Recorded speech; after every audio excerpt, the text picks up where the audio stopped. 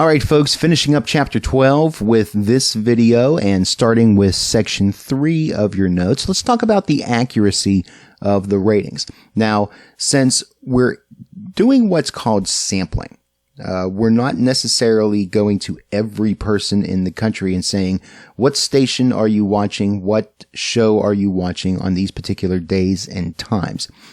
We have a representative sample that is basically giving the data for the entire country. So in that way, the ratings numbers are not exact. They are subject to sampling error. However, when their margin of error is taken into account, Nielsen ratings and other ratings based on a random sample provide rather accurate estimations of audience viewer behavior. The way that, by and large, Nielsen tries to do this is they try to get families that report to Nielsen that are of diverse backgrounds at various different parts of the country, some that are more urban. They try to get rural folks as much as they possibly can, trying to get people from all different walks of life. They also avoid trying to get people that are involved in the media in one way or another. So if you work for a radio or television station, you're not eligible to be a Nielsen family. Although both Nielsen and Arbitron go to great lengths to gather data from a truly random sample, that goal is seldom attained. Human participation willingness, human error, and equipment error all contribute to a non-response bias. So, as we talked about in the previous video, sometimes people forget to write things down. Sometimes people forget to turn things in. Sometimes when Nielsen approaches a family and says, would you like to participate, they decline. So in that aspect, you may not necessarily get the full representative sample of people from all walks of life that Nielsen would like to get. So in all those sort of ways, the non-response bias does put a little bit of shade on the ratings numbers that we receive. Something else that may cause a bit of a problem is integrity. Some people may not tell the truth when they're reporting what it is they're watching and when and those sorts of things. This is basically what's called the social desirability bias, or providing answers that a respondent thinks will make him or her look a different way than what they actually do. You may not want to admit that you were actually watching WWE wrestling or South Park or something like that. And instead you report that you were watching a documentary on PBS or something to that effect. And there's basically, it has to do more with the subconscious of those that are watching certain types of content, whether they want to admit that they were watching that type of content or not. But there's other reasons that people may not be truthful in reporting what they are actually viewing. So there is that as well. As far as the uses for ratings, three main things that we'll talk about here. First off, the bigger the audience, the more money stations and networks can charge for advertising. That's the big one from a business standpoint. If you can prove that you've got the most viewers on your station, then you can command higher advertising rates because you've got more eyeballs for those advertisers to be able to try to attract. Now, we have talked about as well that sometimes certain stations that may not get as high a viewership can still charge a decent sum for their advertising rates because of the types of audiences that are being made available, that they fit within certain demographics. But for the sake of kind of wide berth, wide net casting, if you've got the most people tuning in, you can charge higher rates. In addition, ratings can be used to determine what types of people are watching. Advertisers are interested not only in audience size, but also in audience type. And this goes back to that idea of certain types of stations can offer their advertisers certain demographics that the advertiser is interested in reaching, and advertisers would be willing to pay more if they know that the particular audience they're looking for has a better chance of seeing their ads. The sales staff at a station uses ratings to persuade potential advertisers that their stations attract the type of audience most likely to buy the advertiser's product, and that is the name of the game. Measuring internet audience. Now, this is kind of a wild west still. While things are getting refined more and more, there's still a good bit of ambiguity here. See, part of the problem is that advertisers want to know who is visiting a website, how often they visit that site, how long they spend at the site, and whether the cost for buying ads on that website is reasonable. Trying to get the most bang for the buck, if you will. Obtaining such data is difficult. An industry standard for internet audience measurement still evolving. Each different web service will provide statistics on various measurements that are related to people's interaction with websites, but they don't necessarily measure in the same way or use the same standard from one website to another, from one platform to another. So it can be challenging to try to navigate through the information if you're looking at several different platforms. Nielsen Net Ratings and ComScore, two different companies here, both recruit a panel of participants and install software that tracks respondents' online activity. The company provides a report called NetView that is based on a sample of 230,000 internet users in the United States. So the software that is embedded in a person's computer basically acts as a people meter, if you will. Some of the terms that are used in internet ratings. First off, active reach. This is the percentage of all active users who have visited a website out of all of those that are using the internet. Bounce rate, the percentage of visits where the visitor enters and exits at the same page without visiting any other pages on the site. Are people going directly to a certain page within the website, not kind of surfing through that particular website and all its different pages or not? That's bounce rate. Duration of a web page viewed, or we could call this time per person. This is the average duration of time that a web page was viewed per person over the specific reporting period. So how long did people hang out on a particular website? Hits are the number of times that a file is requested from an internet site. So if they're looking for a document, a photo, a video, the particular element itself. Okay, that's what we're considering a hit.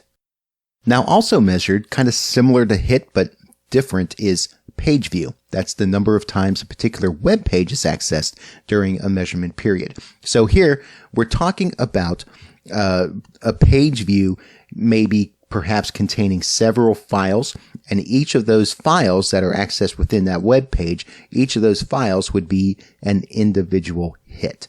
So you could go to one web page and wind up having several hits with files associated with that particular website. Retention rate, or loyalty rate, is the percentage of unique persons visiting a particular website 2 months in a row. So it's that kind of sense of how many people continually come back to a website for one reason or another. Those that say if you visit YouTube on a very regular basis, month after month after month, you would be included in the retention rate numbers. And unique visitors, also known as CUME, the number of different people who access a website within a certain measurement period. And in the internet world, they usually measure that on a monthly basis. As far as measuring web and mobile video, Nielsen and ComScore use different methodology to track web video viewing, so their numbers often disagree with each other. Of course, the different platforms, if you're going to an aggregator site like YouTube, they have their own ways of measuring different views and things like that, and they have different definitions for what those terms mean.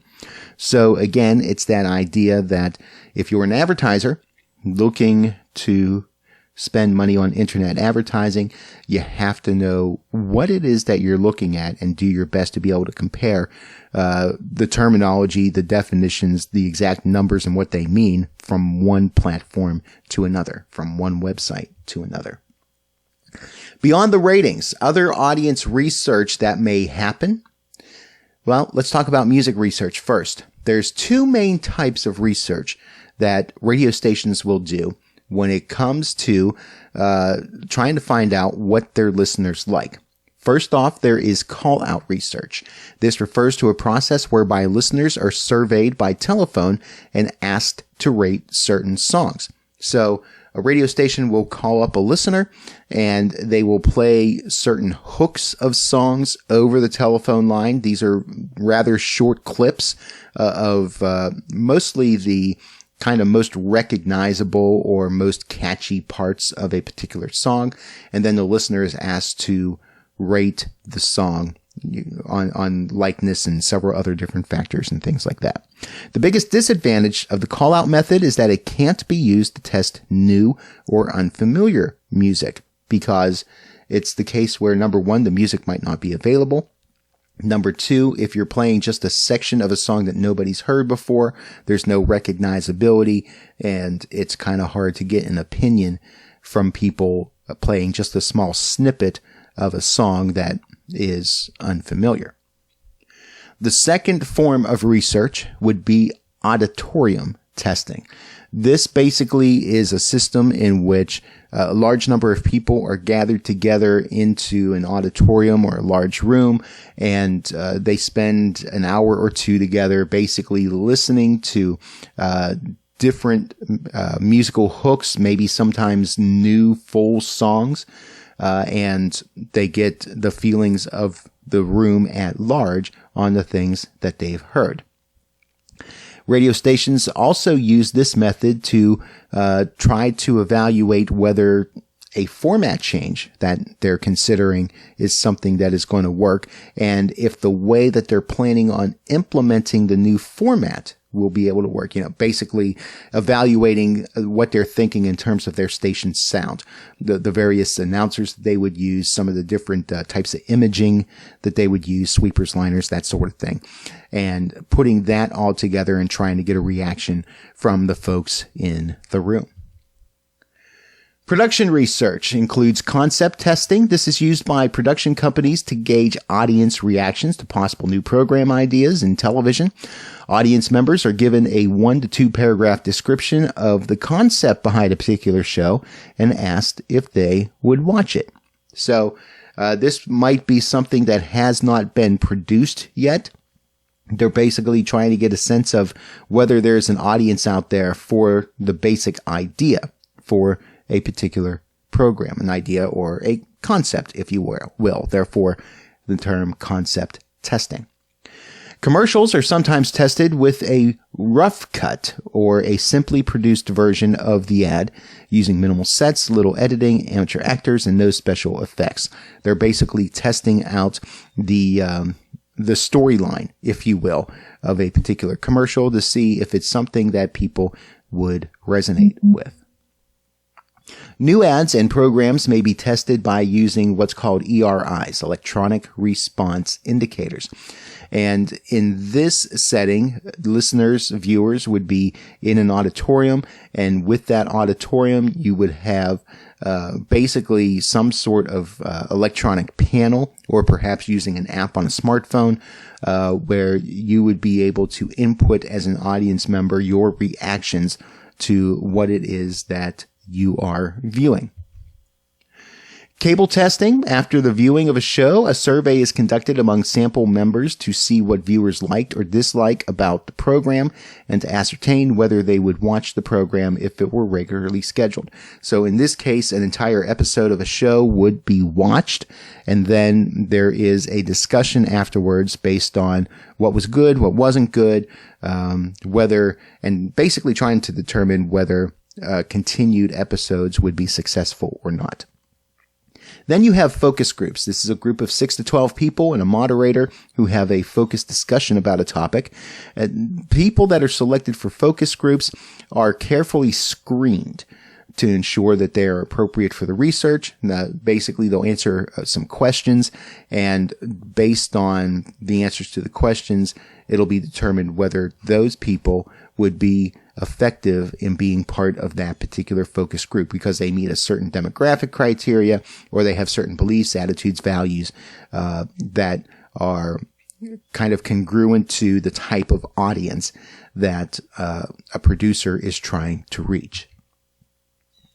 Audience segmentation research. Now, these are ways that we try to determine what it is about people that makes them watch or listen to certain things. First off, there's psychographic research. This segments the audience according to various personality traits. Audience members report their viewing and listening behavior and then rate their personalities on a number of different scales. So this goes much deeper than basic demographic data. Demographics tend to measure people based on certain statistics like age, gender, race, and that sort of thing, where psychographic research goes deeper and looks more into people's temperaments, what they think about certain things. Lifestyle surveys, that's kind of similar to psychographic research, but it places more importance on values that may influence customer behavior. So between psychographic research and lifestyle surveys, you're getting more of a sense of people's beliefs, attitudes, values, more of the why they are more attracted to certain types of content than they are others. That can give much more insight than basically grouping people with just age, race, and gender. So it gives a much clearer picture as to what sort of ways you should that you should represent material so that the audience that you're trying to reach will not only review it, but will receive it and will receive it well. It's kind of that idea of meeting people where they're at and giving them the content that they want in the way that they expect to receive it. And there you go. There's the notes for Chapter 12. So finish up the notes and the study questions, get them turned in, make sure you're participating in the discussions on Blackboard, and make sure you're continuing to monitor Cougar Mail and Blackboard for any updates and changes in the class.